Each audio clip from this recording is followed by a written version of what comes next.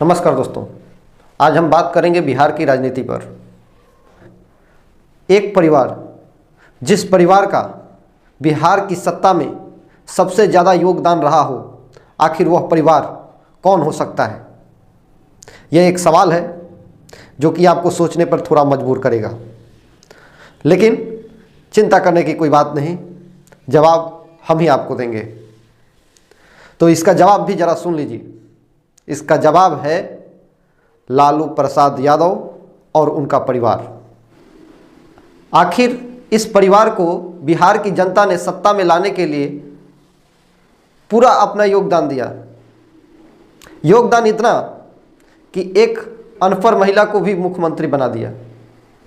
जरा सोचिए कि बिहार की जनता ने आखिर कितने दिल से इन लोगों को सत्ता में लाने के लिए पूरा अपना समर्थन दिया, अपना वोट दिया, अपना सब कुछ दिया। उसके बाद इस परिवार ने बिहार की जनता को आखिर क्या दिया है? तो ये तमाम सवाल हैं। तो आइए इसी पे आज हम एक एक पॉइंट के साथ आपको जानेंगे और जानने का प्रयास करेंगे। तो अब बात करते हैं लालू यादव जी की शासनकाल। उनका शासनकाल बिहार में सत्ता में कब से लेके कब तक रहा और कितने दिनों का रहा, वो कितने बार मुख्यमंत्री बने, फिर उसके बाद राबड़ी देवी जी, उनका शासनकाल कितना दिनों का रहा, ये तमाम सारे मुद्दे पे आज हम बात करेंगे और ये बताएंगे कि बिहार की जनता के लिए, उनके उज्जवल भविष्य के लिए आखिर इन लोगों ने क्या अपना योगदान दिया है, वो भी हम आपके समक्ष रखेंगे और रखने का प्रयास करेंगे। तो लालू यादव जी का पहला जो शासनकाल है 10 मार्च 1990 से लेकर 28 मार्च 1995 तक, यानी कि पूरे 5 साल 18 दिन, मतलब पूरे 5 साल 18 दिनों तक का इनका शासनकाल रहा। ये पहले टर्म में। उसके बाद 7 दिनों के लिए विधानसभा जो है भंग रहा। उसके बाद फिर इन्हीं का शासनकाल रहा। 4 अप्रैल 1995 से लेके 25 जुलाई 1997 तक उनका सरकार रहा, यानी 2 साल 112 दिन, यानी 2 साल 112 दिनों का उनका शासनकाल रहा। उसके बाद आती है राबड़ी देवी। उनका शासनकाल 25 जुलाई 1997 से शुरू होता है। उसके बाद 11 फरवरी 1999 तक उनका शासनकाल रहता है, यानी महज लगभग 1.5 साल से अधिक, यानी कि एक साल होने के बाद 201 दिन तक उनका शासनकाल रहा। उसके बाद कुछ दिनों के लिए, मतलब कुछ ही दिन के लिए नीतीश कुमार आते हैं। फिर उसके बाद, खैर नीतीश कुमार की तो यहाँ कोई बात नहीं हो रही है। उसके बाद फिर आती है राबड़ी देवी। 11 मार्च सन 2000 से लेके 6 मार्च 2005 तक पूरा राबड़ी देवी का पूरा शासनकाल रहता है, यानी लगभग पूरे 5 साल। तो ये रहा लालू यादव और उनकी पत्नी राबड़ी देवी जी का पूरा शासनकाल। अब बताते हैं उसके आगे क्या हुआ। उसके आगे यानी कि 20 नवंबर 2015 में बिहार के डिप्टी सीएम यानी उप मुख्यमंत्री तेजस्वी यादव बनते हैं।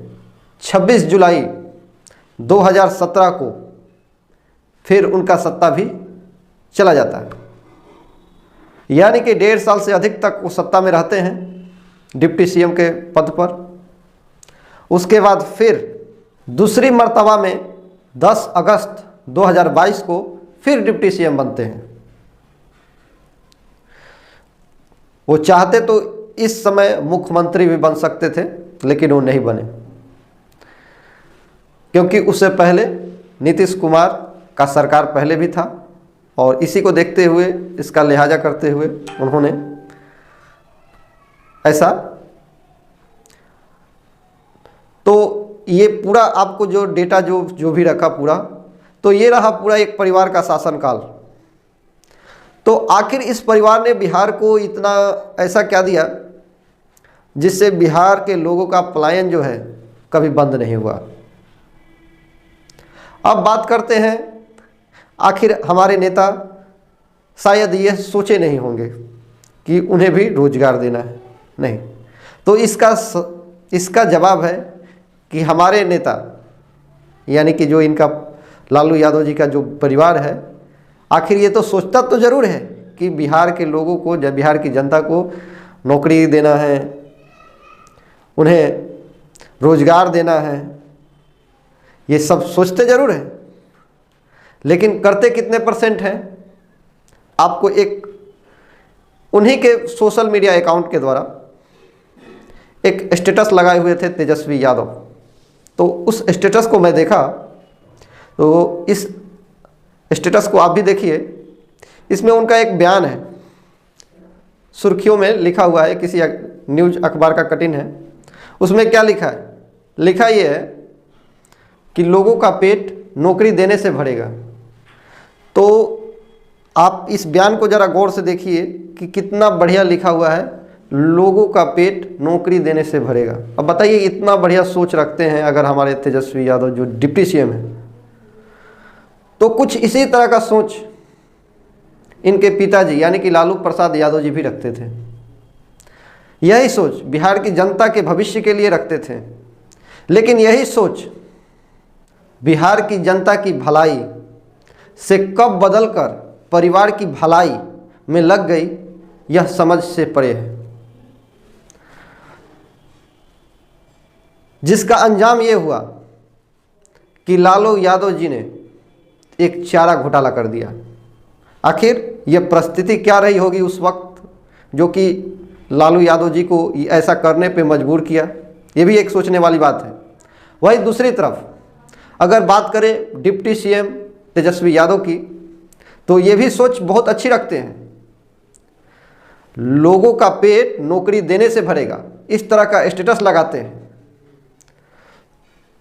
तो अगर इतने दिन अगर सत्ता में रहे हैं, अगर ये लोग इतना ये सब सोच रहे हैं, यानी कि सोचने का इनका पॉजिटिव वे में काफ़ी अच्छा है। लेकिन इनसे हमारा एक कुछ सवाल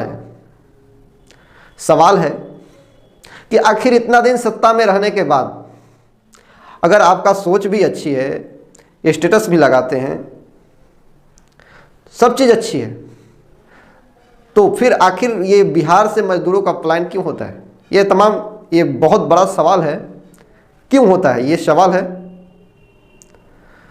और ये मेरा ही सवाल नहीं, बिहार की एक एक जनता की सवाल है ये। तो क्या बिहार से जितने भी मजदूर जो निकल के जाते हैं, वो क्या दिल्ली के कुतुब मीनार देखने के लिए जाते हैं, या फिर मुंबई का मेरिन ड्राइव देखने के लिए जाते हैं?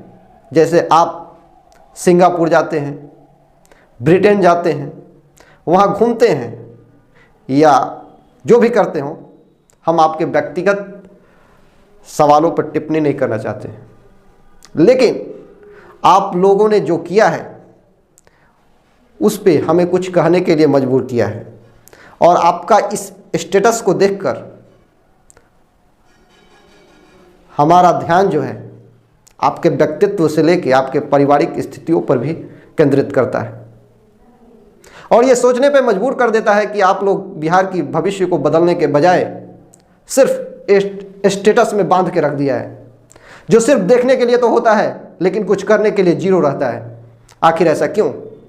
तो ये सवाल है, ये हमारा और बिहार की एक एक जनता की। जो ये सवाल कोई भी पूछेगा, हम भी पूछेंगे और बिहार की एक एक जनता भी पूछेगी।